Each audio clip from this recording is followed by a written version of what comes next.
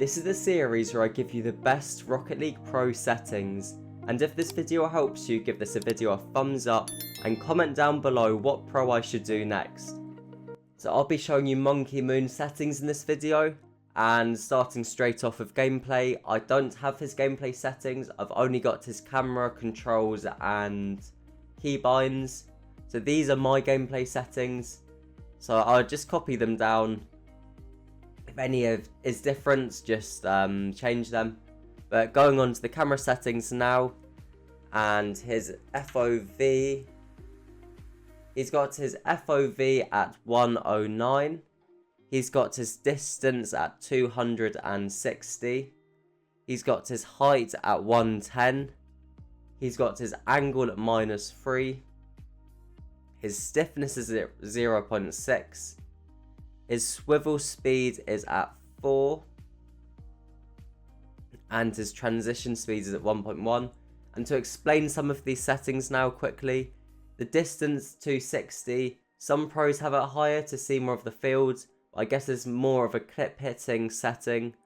Then height, he's got at 110, I completely put that in wrong, but this is to have a view above the car, so you're not as in line with the car and ball.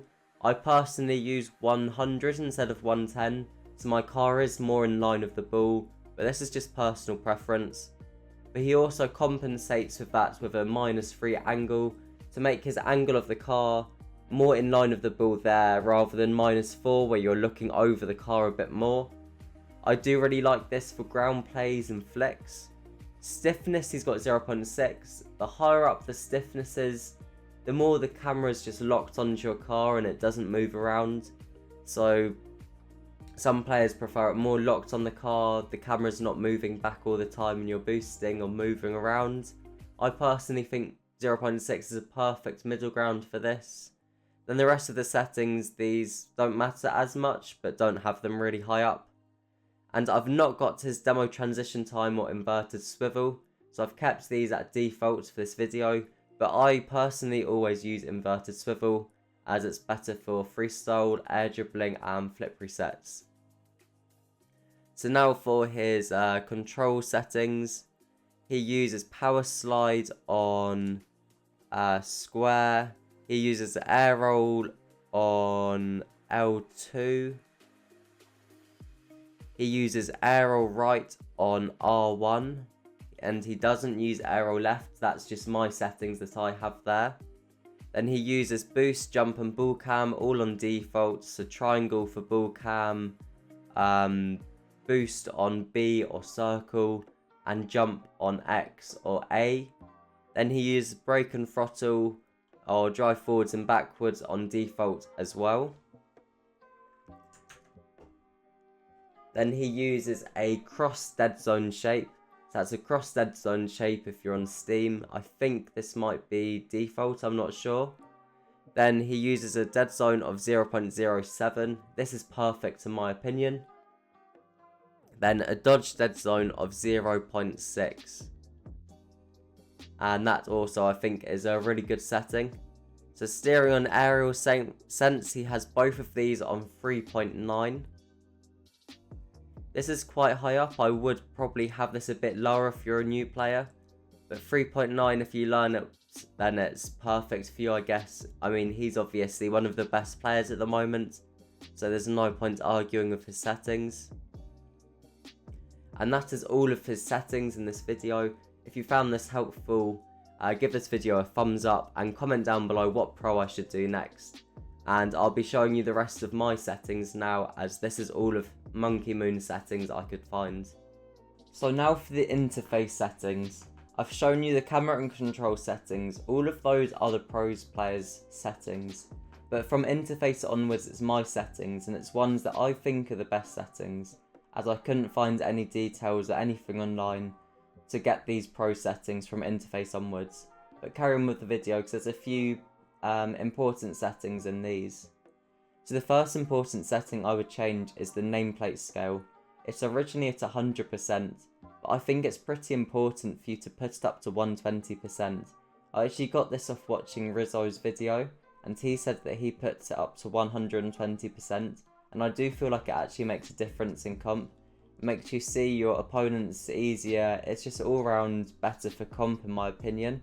So I would give it a go, putting it up to 120%, as I feel like it actually does make a difference.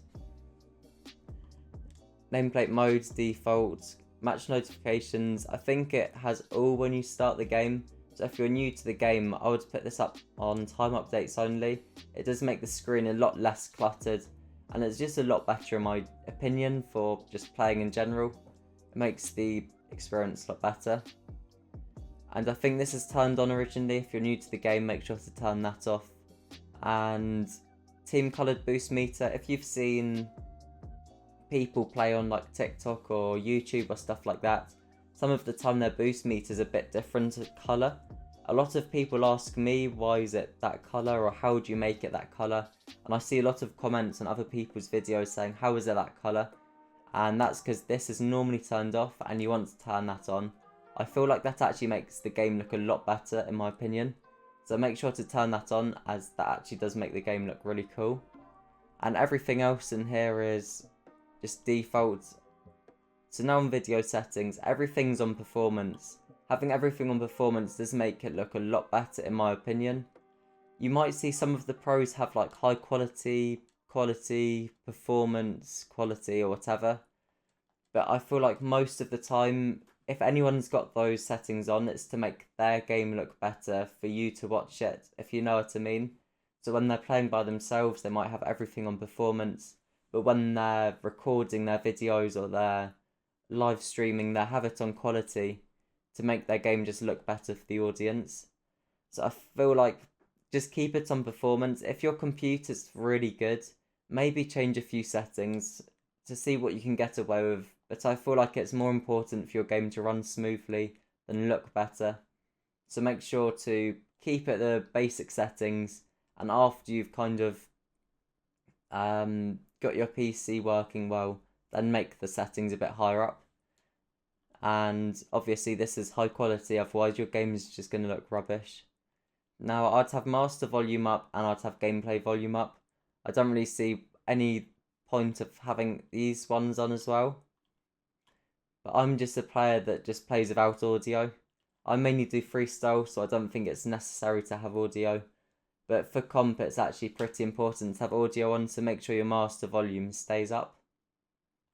Actually, I'll leave it here for now for you. Actually, no, I won't. It's like... But there's nothing else in this settings that are not default.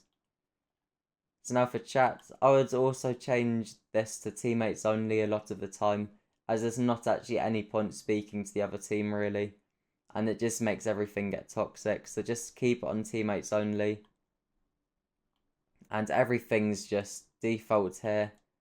Nothing's different at all except from these two up here. These are different. And now for the quick chat, this is my quick chat, but it doesn't really matter too much. Just do whatever you want. I never use quick chat, but this is my ones if you're wondering. And now I'm going to show you a few of my presets. I actually think that the preset on your card does actually matter and depends how you play. For example, if I'm playing with one like this, I might not play as well as if I play with this one. So I've just got a few paint finishes for you to try. I always play better with Metallic Pearl or EXO. I don't know why, but I just always play better with EXO or Metallic Pearl. So I'd give it a go. And if you pick Metallic Pearl or EXO, I'd always pick black as the secondary, and also pick quite a dark colour for the primary. I just always play a lot better like that. I don't know why. I don't know if it's placebo or what it is, but I would give it a go yourself. Then for the boost, I always use black standard. I always think black standard's the best just in general play. I mean, obviously, I feel like if you had one like this, you just wouldn't play as well. I don't know. I don't know if it's just me or whatever, but I would give it a go yourself and try it out. Then also for the trail, I always find myself playing better with just a normal classic black. Or you can use light speed black as well. That one looks pretty good. So I think just the more basic your car is, the better your play. I really do think that. So I'd just mess around with these different decals and stuff as well, and see what you best play with, and just give it a go. And that's everything for this video.